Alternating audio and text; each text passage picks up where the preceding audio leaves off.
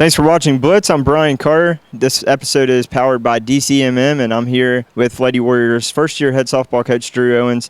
Coach, first and foremost, really appreciate your time. Happy to finally meet you, and glad to see you taking control of this program here at White County. Oh, yeah, it's my pleasure. I know you're really excited. The season's already right around the corner. I'm sure you have put the girls through a lot this summer, kind of getting ready. But it's weird when you look back. You didn't know this at the time, but you were assistant coach for 3 years at Gilmer, and Gilmer essentially ended White County's season when they made the state playoff run last year.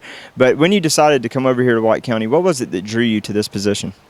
Well, when we played White County in the first round of the playoffs last year, and I seen a lot of potential in the team, so it wasn't something that I was afraid of doing, because I saw a good core of girls there that I knew if I could get them to bond and gel together, a lot of positive things out of White County when we played them.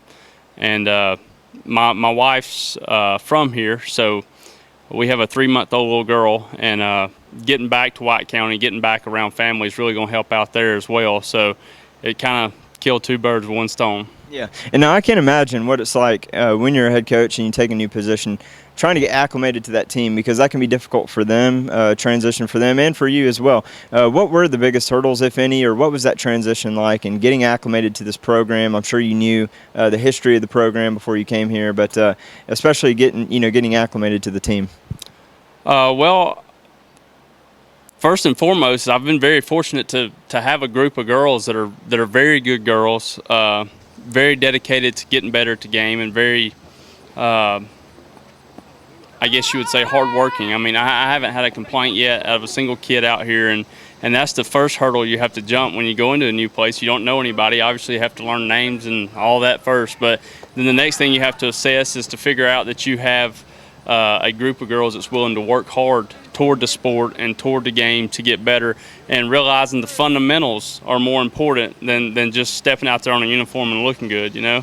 Right. So fundamentals and working hard, good work ethic, something that I feel like was kind of already here when I got here. So that was one hurdle I didn't have to jump, yeah. And that's really been a benefit to me. Now, every coach, no coach is immune to turnover, and this team from last year lost some seniors and some key players. But you do bring back 3 seniors that kind of anchor this team. You got Fain, Madeline Bryson, and Katelyn Bouknight. Talk about your expectations for those girls as seniors to kind of step up and lead this team and get them back to the state playoffs. Well, and with having the 3 seniors, just 3 girls that's played their whole life, and they're really dedicated to pushing the other girls. And I think anybody that's ever been a part of sports, especially high school sports, you find out that if you don't have somebody on that team to kind of lead the team, it can't just be coaches. I mean, you can have a great coaching staff, but if you don't have a kid that will step up and lead the team, you're in trouble. And I feel like we have 3 seniors that have taken that and ran with it. They have no problem stepping up and leading. So. Yeah, and that's a team is no better than its leaders, for sure, exactly, and right. Sometimes it's seniors. But talk about your coaching philosophy. I know every coach has their own philosophy that they bring into a program, and you're the 3rd coach in 5 years. What is it that perhaps you bring here that White County hasn't had in the last few years or the last decade or so? I've always been a very persistent person. I played baseball for a man in Rome, Georgia, named David Beasley with Berry College, and I kind of fed off his coaching style and philosophy to the point of we typically practice 2 to 2.5 hours a day, but we don't stop moving for that 2 to 2.5 hours. Like, I feel like you get more out of your team if you go out and go 110% for 2 hours rather than a 4-hour practice that's very slow and monotonous. I feel like you get out there, get to work in, push the kids. Be sure they know that you're out here for their benefit. You're not out here for personal gains. You're out here to make them a better, not only player, but a better person. Mm-hmm. So my philosophy is basically come out, work hard, and build tools that are going to benefit you the rest of your life, and not just for 4 years here at White County playing softball. As exciting as last year's run was, them grabbing the number 3 seed, they did go 11-21, so there's definitely room for improvement. Yeah. They, when it mattered most in the region games, they came out, they played their game, and they got that number 3 spot into the state playoffs. But what is it that about making that run that you feel gives this girls a boost of confidence, but also to where you don't want them to get too complacent for this year and years to come?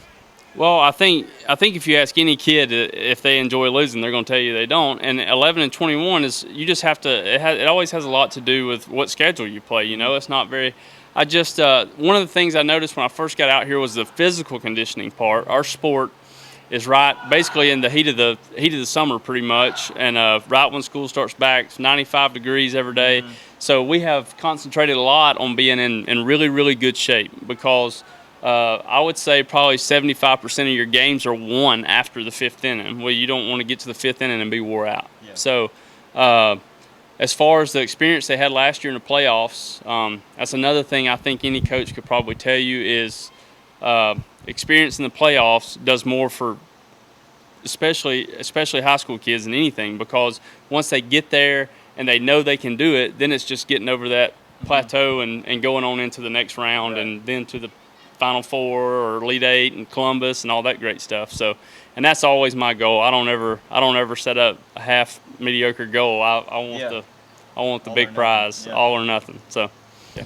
All right, so Coach, when you took over this program again, there were some players that were lost, but you did have the 3 seniors, and of course the cupboard is definitely not bare. You have a player, Jessica Morgan, was a freshman phenom. She hit somewhere around 470 with 6 homers and 23 RBIs last year. Talk about how special of a player she is to this program, and I'm sure a lot of times it's going to be how Jessica goes, this team may go as well, right? That's exactly right. I mean, and the thing about Jessica is she's a very humble person. You wouldn't know what caliber of player she was unless you came and watched her. Mm-hmm. She's a very good leader as well. She jumps right in with the rest of the girls. I think she's currently right now, I think she's in Virginia playing in the Nationals. So wow.